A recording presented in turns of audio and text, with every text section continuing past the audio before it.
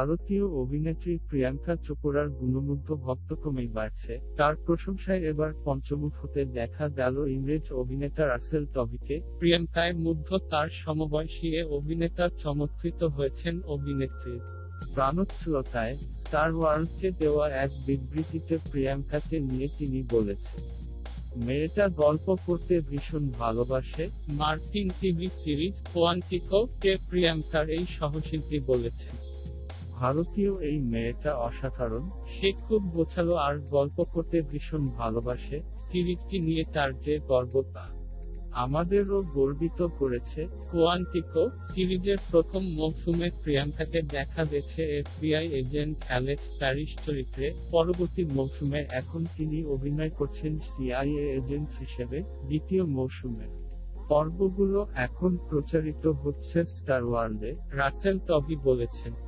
প্রিয়াঙ্কা এই সিরিজে যোগ দিয়েছেনই যেন সবকিছু জয় করে নিতে। সে অনেক মেধাবী, অভিনয় ছাড়াও সে দেখিয়েছে একজন নারীর প্রকৃত সৌন্দর্য। লোকে যা দেখতে পছন্দ করে। একজন বলিউড তারকা হিসেবে মার্কিন একটি সিরিজের প্রধান চরিত্রে অভিনয় তার জন্য একটি রোমাঞ্চকর ব্যাপার। তার জন্য এটা একটা বিরাট অর্জনও বটে। Mid day